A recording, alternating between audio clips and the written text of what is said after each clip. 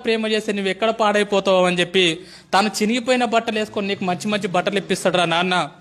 పాపం తను పరిగికో వికారాబాద్కో పంట మొత్తం తీసుకొని వచ్చిన తర్వాత పంట అమ్మిన తర్వాత ఒక 10,000 జేబులో పెట్టుకొని ఇంటికి వెళ్తా ఉంటే మధ్యాహ్నం 3 అవుతా ఉంటుంది, ఆకలి అవుతా ఉంటుంది నాన్నకు బాగా. నాన్న తిందామని చెప్పి ఒక రెస్టారెంట్ ముందర నిలబడి లోపలికి పోయి బిర్యానీ ఎంత ఉందని చెప్పి చూస్తే 250 రూపాయలు ఉంటుంది. నాన్నకు ఆకలి అవుతా ఉంటుంది, పేగులు మాడిపోతూ ఉంటాయి. అరే నేను ఈ పూట 250 రూపాయలు పెట్టి బిర్యానీ తింటే నా ఒక్కరి కడుపు నిడుతుంది, అదే ఇంటికి ఏమన్నా తీసుకుపోయినా అనుకో నా పిల్లలు కూడా హ్యాపీగా తింటారని చెప్పి తన కడుపు మార్చుకొని ఇంటికి మీ నాన్న వస్తాడు బాస్. రియల్గా మన నాన్న హీరో కదా. ఎన్నోసార్లు ఒక్కసారి ఇంటికి వెళ్ళిన తర్వాత నాన్న నీతో ఫ్రీగా ఉంటే అడగండి, నాన్న నీకు ఎన్ని కష్టాలు ఉన్నాయని చెప్పి పెద్ద చిట్టా చెప్తాడు బాస్. ఎన్నో అప్పులు ఉన్నాయి నాన్నకు, ఎన్నో ప్రాబ్లమ్స్ ఉన్నాయి నాన్నకు. అమ్మ మీరు ఆడపిల్లలాగా పుట్టినరు, రియల్గా మీ అమ్మ నాన్నకు సెల్యూట్, మిమ్మల్ని చదివిపిస్తున్నారు. మీ రియల్గా సెల్యూట్ వాళ్ళకి. ఎందుకంటే ఆడపిల్ల పుట్టిందని చెప్పి చాలా మంది బాధపడతా ఉన్నారు. ఆడపిల్ల పుట్టినా సరే చదివిస్తున్నారు, రేపు పొద్దున నీ పెళ్లి ఎట్లా చేయాలని చెప్పి ఇప్పటి నుంచి ఆలోచిస్తారమ్మ. పాపము నా కూతురికి ఎలాంటి భర్తను తీసుకురావాలి, ఎంత కట్నం ఇవ్వాలి, ఎంత బంగారం పోగు చేయాలని చెప్పి పాపం నాన్న పిచ్చోన్లాగా బయట నీ కోసం కష్టపడుతున్నాడు రా. ఈరోజు హ్యాపీగా ఇక్కడ నవ్వుకుంటా కూర్చున్నావు కదా, ఇంటికి వెళ్తే నాన్నని ముఖం మీద తిడుతున్నావు కదా, పెద్దగా అయిపోయినావు అని చెప్పి 10th క్లాస్కి వచ్చినావు అని చెప్పి.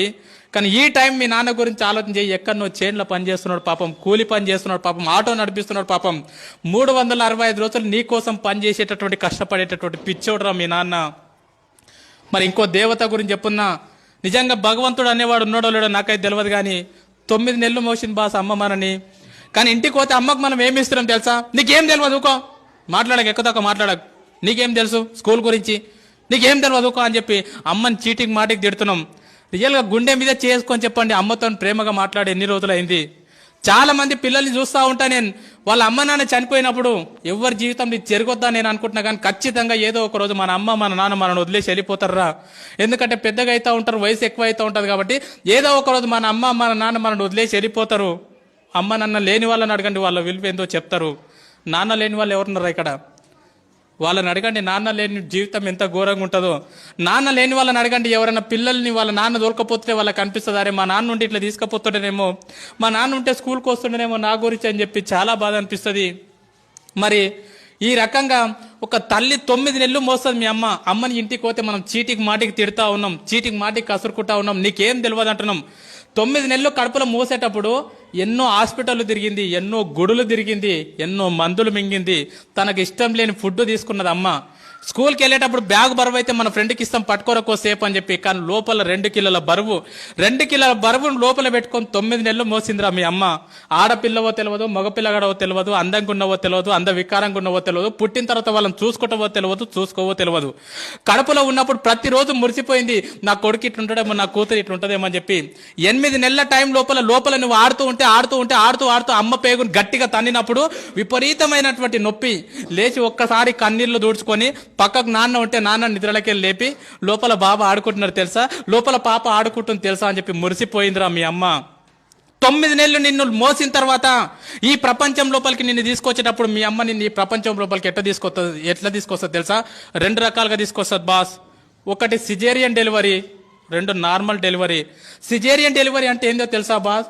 రియల్గా నా జీవితంలో నేను డిగ్రీలో ఉన్నప్పుడు నాకు అపెండిక్స్ ఆపరేషన్ అయింది. 3 కుట్లు పడితే 3 నెలలు ఇబ్బంది పడ్డా. నేను 3 కుట్లకు 3 నెలలు ఇబ్బంది పడ్డా. సిజేరియన్ డెలివరీ అంటే తల్లి తన కడుపును మొత్తం కోయించుకొని నిన్ను ఈ ప్రపంచం లోపలికి తీసుకొస్తుందిరా. డాక్టర్ అంటాడు, అమ్మ నీ కడుపు మొత్తం కోసి బిడ్డను బయటికి తీయాలంటే ఇప్పటి వరకు ఏ తల్లి కూడా నాకేం కావద్దు అని చెప్పి ఏ తల్లి చెప్పలే. డాక్టర్ ఏమైనా పర్లేదు, కడుపులో ఉన్న బిడ్డకి ఏం కావద్దు డాక్టర్ అని చెప్పినటువంటి గొప్ప దేవతరా మీ అమ్మ. ఆ రకంగా నీకు సిజేరియన్ డెలివరీ ద్వారా నీకు జన్మనిచ్చింది మీ అమ్మ. సిజేరియన్ డెలివరీ కాకుండా నార్మల్ డెలివరీ, మ్యాక్సిమం మీ తల్లులు నీకు ఎక్కువ నార్మల్ డెలివరీ ఇచ్చింటారు. నార్మల్ డెలివరీ అంటే ఏం తెలుసా? ఒక్కసారి ప్లీజ్ అందరు ఇట్లా గిల్లుకోండి, ఒక్కసారి ప్లీజ్ గిల్లుకోండి అందరు, ఒకసారి కంపల్సరీ గిల్లుకోవాలి అందరు. గిల్లుకున్నారా? ఇప్పుడు గిల్లుకుంటే మీకు ఒక నొప్పి వచ్చింది కదా, పెయిన్.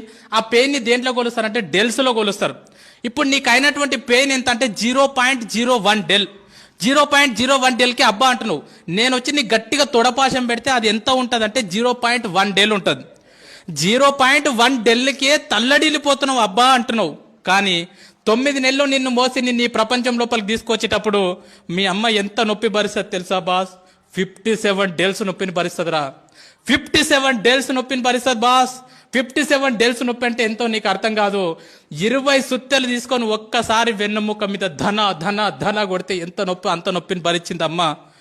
20 తేళ్లు శరీరం మీద మొత్తం కొడితే ఎంత నొప్పి అంత నొప్పిని భరించింది మీ అమ్మని నీ ప్రపంచం లోపలికి తీసుకొచ్చేటప్పుడు. ఒక కాయన్ని తీసుకెళ్లి ట్రైన్ పట్టాల మీద పెడితే ఎంత విస్తరిస్తుందో అంత నొప్పిని భరించింది అమ్మ.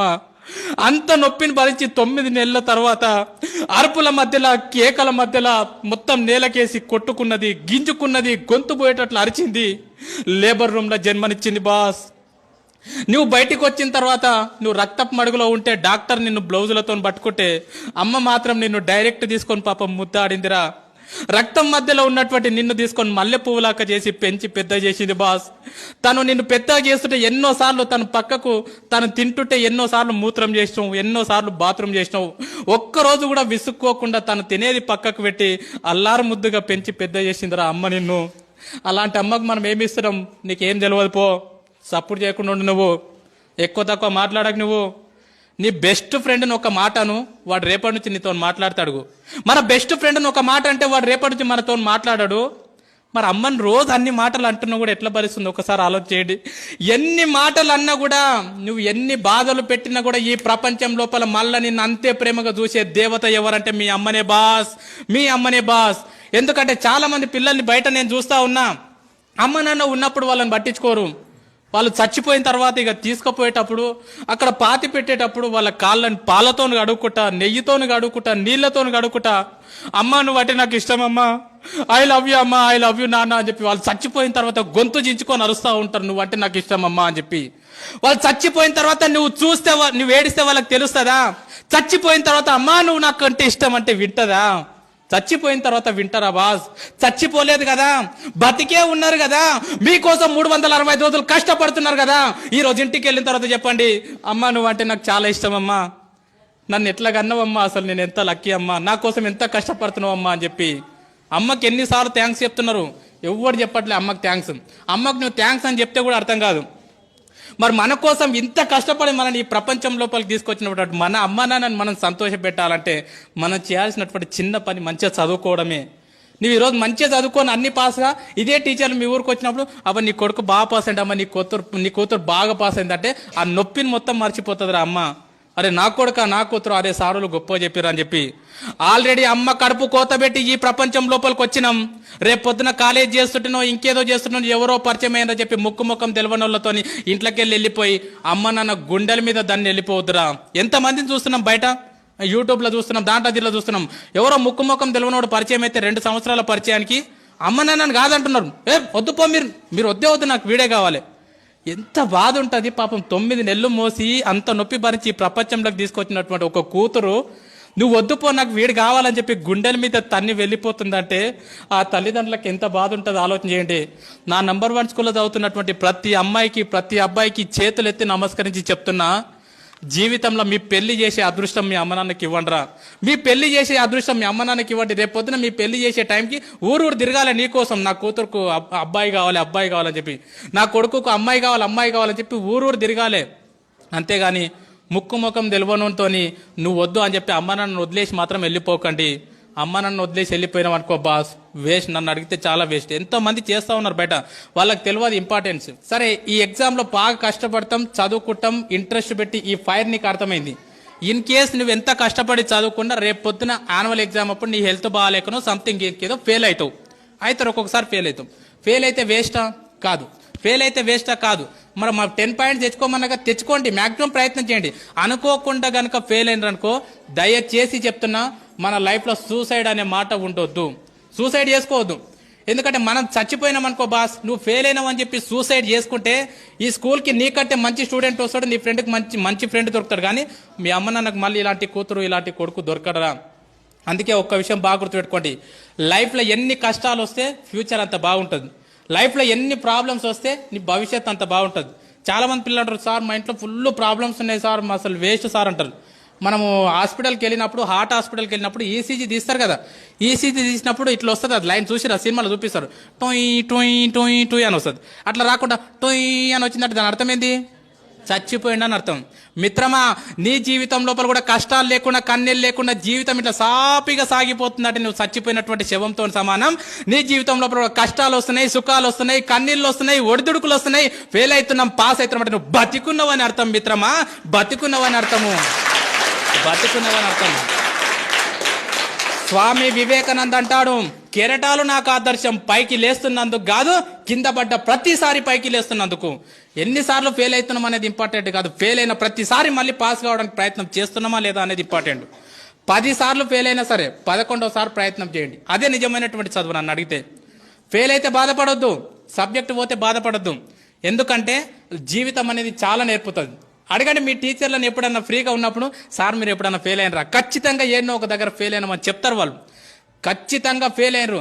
సపోజ్ ఫర్ ఎగ్జాంపుల్ చూడండి, 10th క్లాస్ ఫెయిల్ కాలే పోయినావు, ఇంకో విషయం చెప్తాం, పాస్ అయినోడు ఒకటేసారి రాస్తాడు ఎగ్జామ్, ఫెయిల్ అయినోడికి 2 సార్లు ఛాన్స్ ఉంటుంది రాసేది, అవునా కదా? సో 10th క్లాస్ ఫెయిల్ అయినావు, హ్యాపీగా వెళ్ళిపోయినావు, ఇంటర్మీడియట్ మంచిగా నడిచిపోయింది, డిగ్రీ మంచిగా నడిచిపోయింది, ఇంకేదో నడిచిపోయింది. నీ జీవితంలో ఎక్కడ ఫెయిల్యూర్ లేకుండా ఇట్లా జీవితం సాఫీగా సాగిపోతుంది. రేపు పొద్దున జాబ్ చేసేటప్పుడు నీకు ఫెయిల్యూర్ వచ్చింది అనుకో, ఖచ్చితంగా హార్ట్ అటాక్ వచ్చి స్పాట్లో చచ్చిపోతావు నువ్వు. ఎందుకంటే నీకు ఫెయిల్యూర్ అంటే తెలియదు, ఓటం అంటే తెలియదు. అందుకే నేనేం చెప్తానంటే చాలా మంది పిల్లలకు ఆటలు ఆడమని చెప్తాం. ఆటలు ఆడడం అనేది ప్రైవేట్ స్కూల్లో ఏడుంటుంది మిత్రమా, ఇలాంటి గవర్నమెంట్ స్కూళ్ళలో మాత్రం ఉంటుంది. ఏ స్కూల్కు గ్రౌండ్ ఉన్నా చూడండి, ఏ స్కూల్కు గ్రౌండ్ లేకుంటుంది. ఆటలు ఆడితే ఏమవుతుందంటే, మనం కబడ్డీ ఆడినాం అనుకో, ఓడిపోతే ఏమంటాం, అరే మళ్ళీ ఆడదాంరా, మళ్ళీ ఆడదామారా, ఓయ్ మళ్ళీ ఆడదామా, ఎంత స్పిరిట్ ఉంటుంది తెలుసా. క్రికెట్ ఓడిపోయినాం అనుకో, అరే రేపు మళ్ళీ బెట్టు కట్టుకుందాంరా. ఎన్నిసార్లు ఓడిపోయినా మళ్ళీ ఏమంటున్నావు, అరే ఇంకోసారి ఆడదాంరా అంటున్నావు. ఆటలు నీ జీవితానికి అవి నేర్పుతాయి. ఎన్నిసార్లు ఫెయిల్ అయినా సరే మిత్రమా, బాధపడకు, కన్నీళ్లు పెట్టుకోకు, మళ్ళీ లేచి ప్రయత్నం కొనసాగించు. నా దృష్టిలో ఫెయిల్ అయితే ఫెయిల్ అయినట్లు కాదు, ఫెయిల్ అయిన తర్వాత పాస్ కావడానికి ప్రయత్నం చేయకపోతే నువ్వు ఫెయిల్ అయినట్లు.